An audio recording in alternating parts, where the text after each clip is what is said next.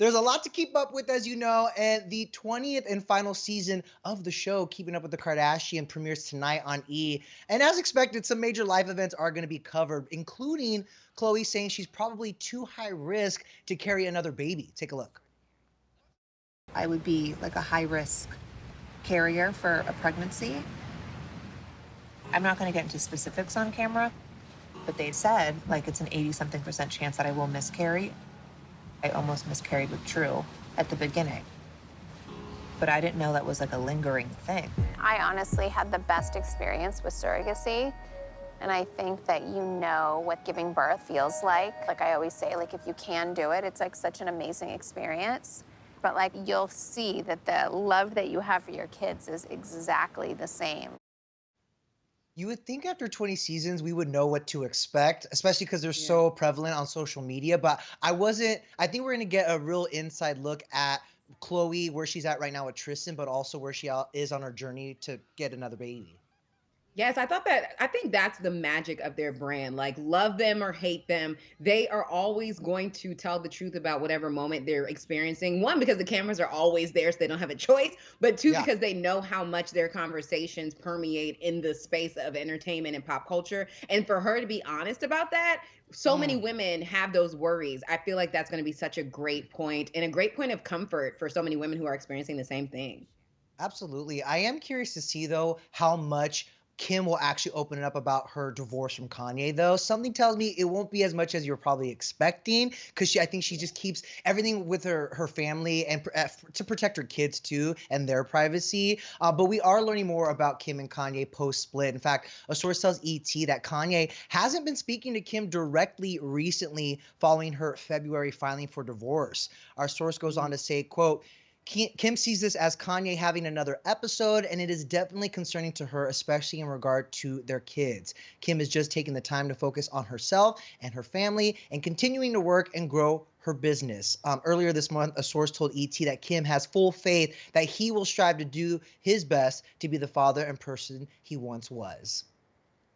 It's a wild thing to watch their family go through this again. Like all of these stories happen in real time. So I agree with you. I think Kim is going to be protective of her kids because she knows North is on the internet whether she wants her to be or Yes. not. And so Right. what she says about her husband in this already volatile situation will last. They'll be able to Google it in a few years when they are really in it. So I respect Kim for holding it down on that end.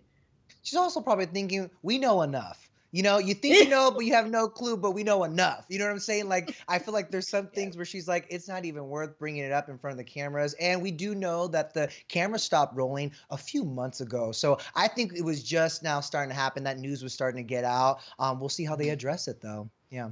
Right, right, for sure. Yeah. And Kanye is doing all right though. He might not be having it all together, but something that is together is his finances. It was just Right. announced that Kanye is reportedly worth 6.6 billion with a B dollars. That's right. The rapper turned fashion mogul is, of course, has so many things in the works, but now he's a billionaire six times over. Apparently, 3.2 to 4.7 billion dollars worth of all of that is the Yeezy and Adidas latest deal with Gap. So all of that is a major chunk of it because people love Yeezy, all things Yeezy. I know people, the hype beast community is always ready for the newest Yeezy drop. And of course, he has hundreds of millions of dollars in music in the catalog. But the interesting part of the thing that really took him over to the 6.6 area is his $1.7 billion shares, and part of that being in Skims, Kim Yeah. Kardashian's shapewear line. So I wonder how that will all be broken down as we hear the divorce continue,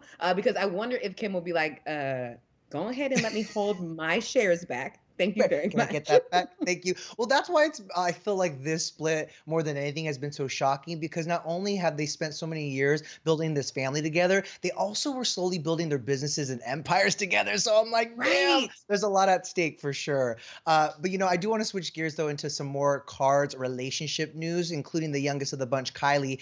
She seems to be killing it at co-parenting with rapper Travis Scott because our ET sources say that Kylie and Travis are still spending a lot of time together and doing a great job co-parenting Stormi. They will always have love for each other, our source says, no matter what direction they take their lives in the future. But I gotta say, as we've seen with Scott and Courtney, sometimes that is easier said than done. And in fact, there is a new clip from Keeping Up with the Kardashians where he explains why he and model Sophia Richie ended their relationship. Let's take a quick look.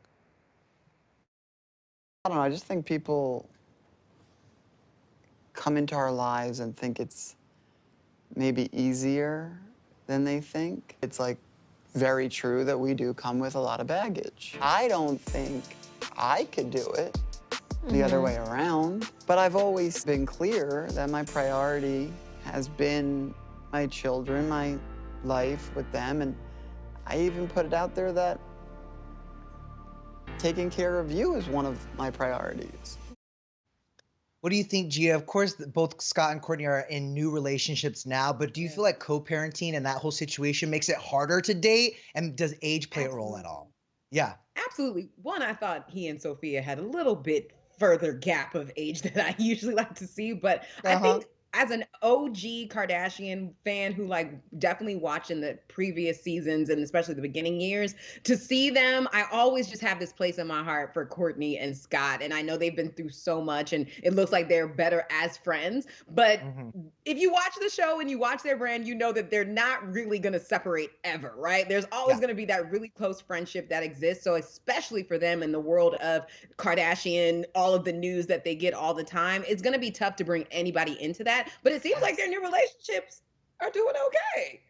I know, right? But I will say it is tough to watch. I agree with you. It's tough to watch your ex when they have such a close, or excuse me, it's hard to watch the person you're dating have such a close relationship with their ex. Like, so there's some situations where they just drop the kids off at each other's houses and that's it. But they're on the show together. You know, they're in business together. They go on vacations together. That can't be easy. And when you're as young as Sophia and now, you know, Miss Hamlin, it must be kind of hard to deal with because you just can't relate yet. Like, you don't have kids of your own, you know? So we'll see how that all plays out. But Keeping Up with the Kardashians season 20 premieres tonight on E!